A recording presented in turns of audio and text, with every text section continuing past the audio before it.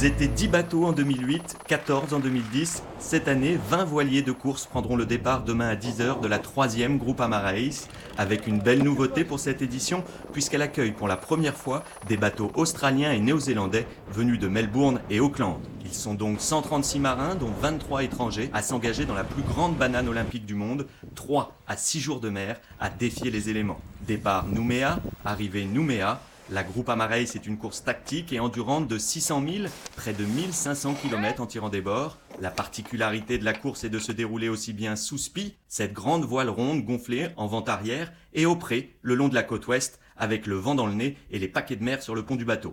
Cette année encore, la course est parrainée par un marin exceptionnel, Franck Camas, Transat Jacques Vabre, course du Rhum, trophée Jules Verne, rien ne lui échappe. Il vient même de remporter la dernière édition de la Volvo Ocean Race et à 24 heures du départ, il donne ses derniers conseils aux équipages participants. Il faut bien dormir la nuit parce que ça va être 3 jours certainement difficiles, donc arriver vraiment avec les batteries physiques complètement rechargées.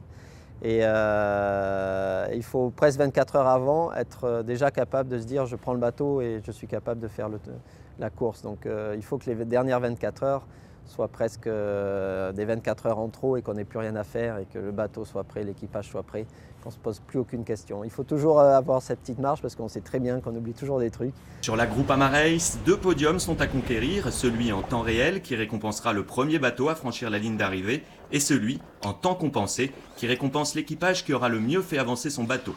En 2010, seulement 83 secondes séparaient le premier du second et ce après 4 jours de mer. Cette année, qui a les plus grandes chances de l'emporter? Difficile de se prononcer tant la compétition est relevée et les prétendants nombreux. On est confiant, on est sûr qu'on va faire quelque chose. Être dans les 3 premiers en compensé, ça serait super. Chacun a ses chances, c'est ce qui fait l'intérêt de cette course. On va dire qu'on va espérer animer la course. 3 jours, 23 heures, je pense qu'on peut battre le record. Mi-classement, milieu de ligne. Well, the first thing we want to do is to finish. Je pense que tous les bateaux qui s'alignent sur la ligne de départ ont envie de gagner cette course. La course n'est jamais jouée au départ. Il va falloir essayer de se placer toujours au bon moment, au bon endroit. L'objectif rêvé, ce serait un podium en temps réel. D'abord, de se faire plaisir, et si on la gagne, tant mieux. Bien régater, pas être derrière. C'est une course qui est à la fois d'endurance et à la fois rapide, donc ça veut dire c'est un sprint, c'est un long sprint. La moindre erreur va faire perdre beaucoup de temps. Je pense qu'on sera le plus petit bateau avec VMG+, donc on va pas s'attendre à des miracles. On a foiré nos 2 départs, donc là cette fois j'espère qu'on va faire un départ un peu plus propre. S'il y a une place, on la prendra.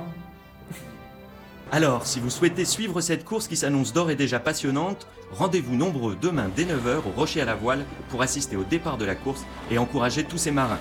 Pour suivre la progression des bateaux en direct, connectez-vous sur www.groupamarace.nc et nous vous donnons aussi rendez-vous demain, même heure, pour le résumé de cette première journée. Bon vent et bon week-end à tous.